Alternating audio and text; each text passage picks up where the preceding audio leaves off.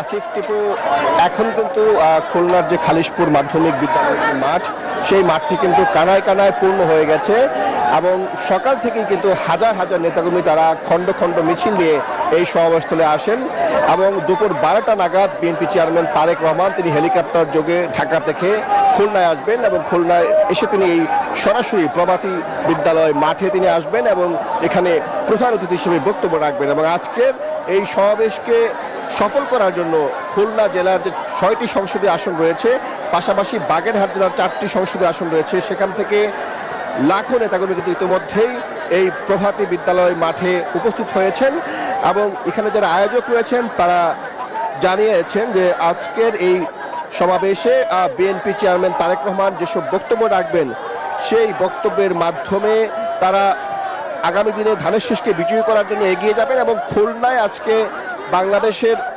মানুষের মধ্যে যে একটি আগামী দিনে ধানের শীষ নিয়ে উচ্ছ্বাস রয়েছে, খুলনায়ও কিন্তু সেটি উচ্ছ্বাস রয়েছে এবং খুলনা নেতাকর্মীরা বলছেন যে তারেক রহমানের 22 বছর পর এই আগমনকে তারা স্মরণীয় রাখতে চান এবং তারা বলছেন যে বিএনপি চেয়ারম্যান তারেক রহমান 22 বছর আগে যখন এসেছিলেন তখন তিনি একটি ঘরোয়া অনুষ্ঠানে বক্তব্য রেখেছিলেন, আজকে কিন্তু তিনি সমাবেশে লাখো মানুষের সামনে বক্তব্য রাখবেন এবং তার এই বক্তব্যকে তারা ধারণ করতে চান এবং বিএনপির আগামী নির্বাচনে সফল করার জন্য ধানের শীষকে বিজয়ী করার জন্য তারেক রহমান যেসব নির্দেশনা দিবেন সেসব নির্দেশনা তারা মানতে চান এবং তারা বলছেন যে বিএনপির যে 31 দফা রূপরেখা রয়েছে, পাশাপাশি তারেক রহমানের যে আই হ্যাভ এ প্ল্যান রয়েছে, সেই বিষয়গুলো আজকের সমাবেশে তারেক রহমান বলবেন এবং তারেক রহমানের বক্তব্যের মাধ্যমেই কিন্তু সমাবেশটি শেষ হবে এবং এই সমাবেশ শেষে তারেক রহমান তিনি সরাসরি হেলিকপ্টারে যাবেন যশোরে, সেখানে তিনি আরেকটি সমাবেশে বক্তব্য রাখবেন এবং আজকের এই সমাবেশ ঘিরে আমি সকাল থেকে লক্ষ্য করেছি যে বিপুল সংখ্যক আইনশৃঙ্খলা বাহিনীর সদস্য তারা সমাবেশের মঞ্চের সামনে রয়েছেন,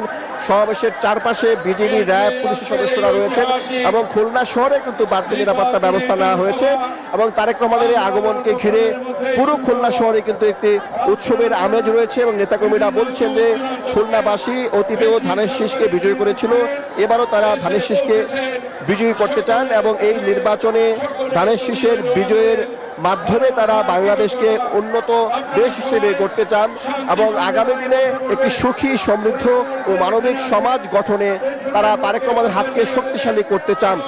আমাদের আরেকজন সহকর্মী মাকসুদ, তিনি একদম সমাবেশের পিছনে রয়েছেন, আমরা সরাসরি যুক্ত হচ্ছি মাকসুদের সঙ্গে। মাকসুদ, আপনি তো সকাল থেকেই রয়েছেন, বিপুল সংখ্যক মানুষ ইতিমধ্যেই এই সমাবেশে এসেছেন, যারা আয়োজক রয়েছেন তারা কি বলছেন সমাবেশটি এবং সাধারণ মানুষের বক্তব্য কি?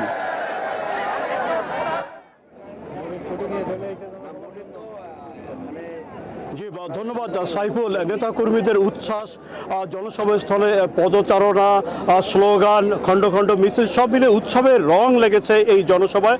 আমরা যখন এসেছি তখন দেখেছি মাঠের প্রায় অর্ধেকের বেশি অংশ কিন্তু ইতিমধ্যে নেতাকর্মীদের ভিড় জমেছে। সকাল থেকে কিন্তু খুলনা, সাতক্ষীরা এবং বাগেরহাটের নেতাকর্মীরা কিন্তু এই মাঠে এসেছে। আমরা যদি একটু মাঠের শেষ অংশে দেখাই যে এখনও কিন্তু মিছিল নিয়ে এই সমাবেশ স্থলে প্রবেশ করছেন, দলীয় ব্যানার, ফেস্টুন সহ কিন্তু স্লোগান নিয়ে কিন্তু এই নেতাকর্মীরা আসছেন। আমরা স্থানীয় একজন নেতার সাথে কথা বলতে চাই, এই জনসভা স্থল ঘিরে আসলে কেমন সাংগঠনিক তৎপরতা বাড়ছে বলে মনে করেন? ধন্যবাদ আপনাকে। আমি ইচ্ছা করেই এই জনসভায় আসার সময় 3 কিলোমিটার রাস্তা হেঁটে এসেছি। এই মাঠে আপনি যে লোক দেখছেন তার 3 গুণ লোক আমি রাস্তায় দেখে এসেছি, ফলে আপনি বুঝতেই পারছেন যে কি জনস্রোত। আমি এটাকে জনবিস্ফোরণই বলবো।